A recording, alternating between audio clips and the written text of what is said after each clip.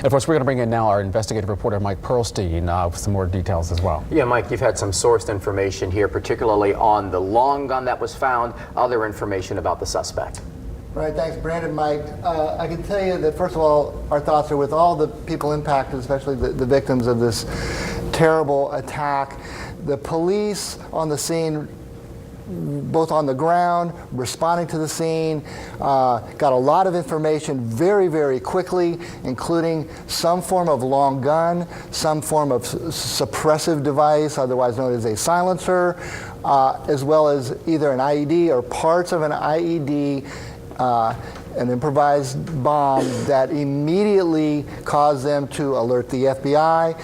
Once the FBI got involved, they very quickly took complete control of this investigation. That's how it stands right now. So there's a bit of a federal lid all the way up to the Department of Justice in Washington, D.C., investigating this as a terrorist attack. That has been confirmed. Obviously, we reported on that earlier.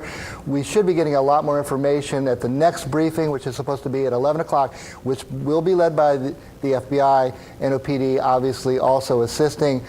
Some of the on-the-ground information is leading authorities to look at a more expansive situation, including the possibility of an IED found further up Bourbon Street around Orleans.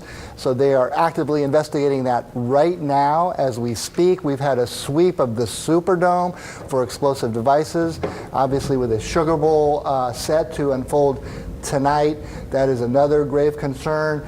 I can just tell you that with the federal authorities, there's a bit of a lid on the information that we would maybe normally get from our normal NOPD sources, but we do expect that our Police Chief Ann Kirkpatrick, Mayor, and FBI-led press conference at 11 should reveal a lot more of what they have gathered. But I can just say that the initial evidence immediately brought the federal response.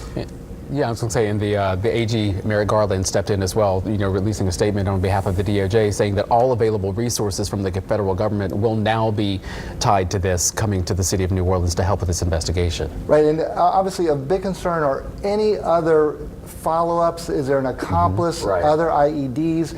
So right now we're actually working a very, very active crime scene and scenario for whether this person acted alone or with accomplices. All of those questions, we don't have firm answers yet, but we are supposed to hear a lot more.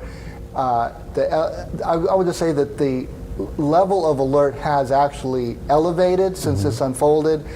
Even though things were gathered very quickly, this happened around 3:15 to 3:18.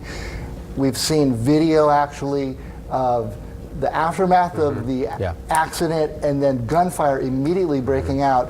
Police were all over the French Quarter, were able to respond very, very quickly and find these additional pieces of evidence in the white pickup truck.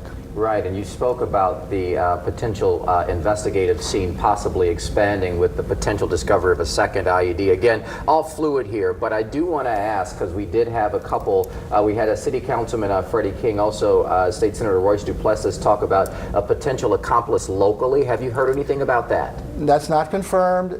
We do know that the FBI, as well as NOPD and all law enforcement partners, are looking at that possibility. Okay. That's probably the least confirmed. What we do have is an active scene where there's supposedly a second IED along Bourbon.